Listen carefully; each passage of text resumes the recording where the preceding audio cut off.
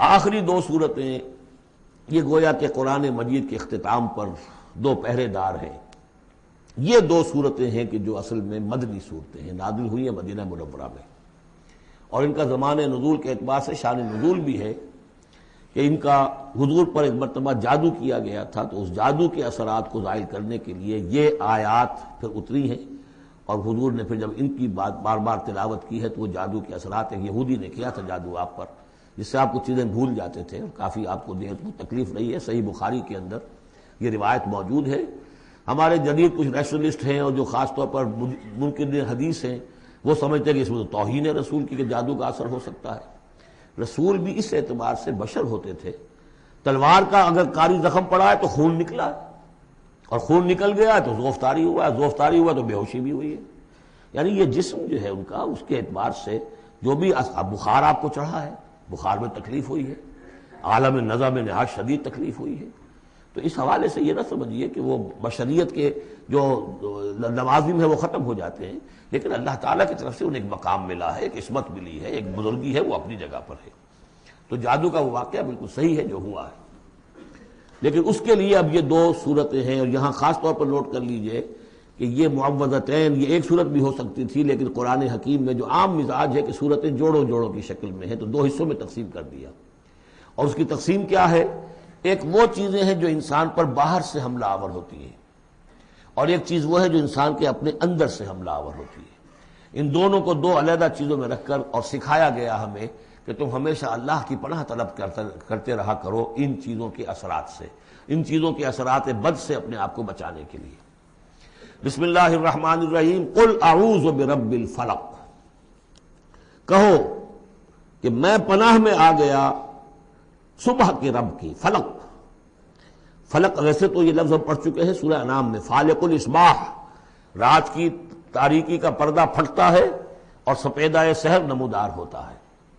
یا گٹھلی، فالق الحب والنوائب، تو وہ جو گٹھلی ہوتی ہے وہ بھی پھٹتی ہے تو اس میں سے دو پتیاں نکلتی ہیں تو درخت بنتا ہے.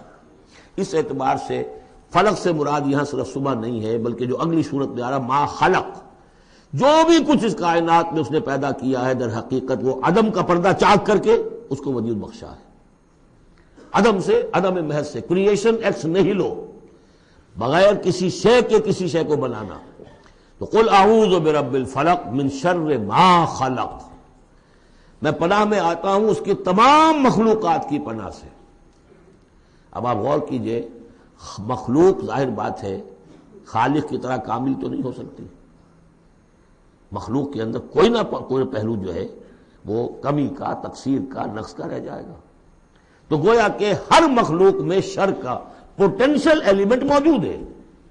یہ دوسری بات ہے کہ اللہ تعالیٰ کسی کو سہارا دے دے، کسی کو اپنی طرف سے عصمت عطا کر دے، اپنی طرف سے خصوصی پروٹیکشن عطا کر دے. پوٹینشلی خلق جو ہے وہ گویا کہ مستلزم ہے اس کے ساتھ شر کے اندر کا پہلو موجود ہوگا.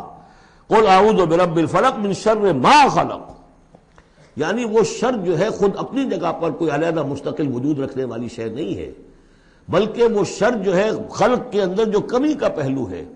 جیسے ہم نے انسانوں کے بارے میں پڑھا، خلق الانسان من عجل، انسان کی سرشت میں جلد بازی ہے. خلق الانسان ضعیفا، انسان کمزور پیدا کیا گیا ہے.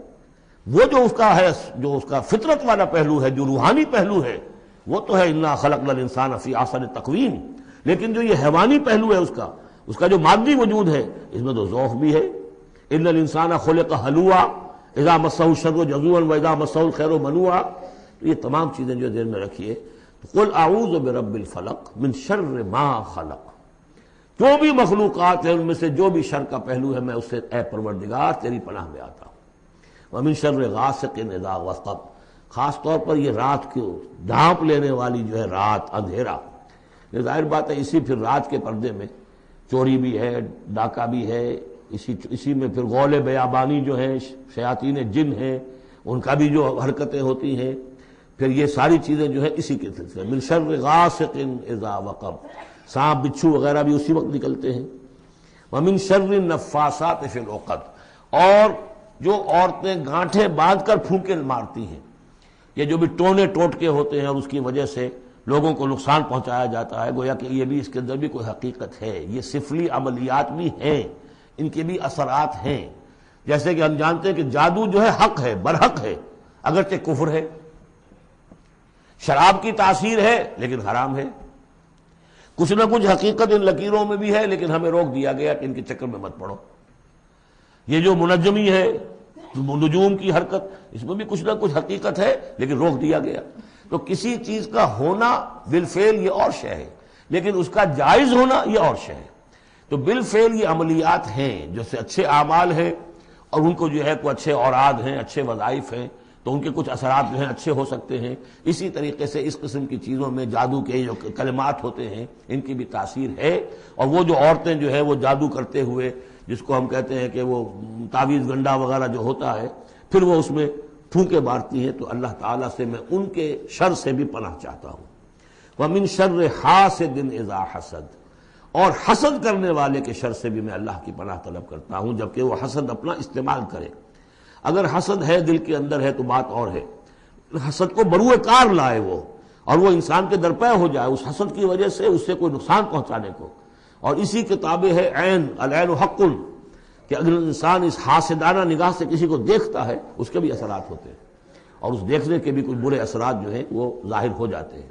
تو یہ تمام چیزیں اپنی جگہ پر ہیں، لیکن ان سے پناہ کرنے کے لیے آپ لمبے چوڑے کوئی اور شکلوں میں نہ پڑیں۔ یہی معوذتین اللہ نے جو محمد رسول اللہ کو تلقین فرمائے، سارا دار و مدار ان پر ہونا چاہیے۔ تعوذ کرتے رہیں، اس لیے کہ ہم پڑھ چکے ہیں سورہ بقرہ میں کہ حضرت سلیمان کے زمانے میں جنات جو تھے انہوں نے یہ سارے کام شروع کیے تھے، اور لوگ ان سے سیکھتے تھے جادو ٹونا، اور آج بھی نقش سلیمانی کے نام سے بکتے ہیں اس قسم کے جو بھی تعویذات ہوتے ہیں، اور وہ ایک دھندا بنا ہوا ہے۔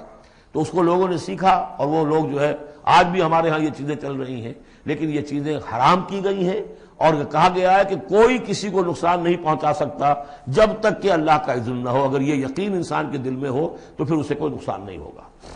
اور ویسے تو یہ ہے کہ تکلیف اللہ کی طرف سے کسی وقت آ سکتی ہے، بغیر اس کے کہ کوئی اور آپ کو پہنچائے، اللہ کی طرف سے خود بھی آ سکتی ہے۔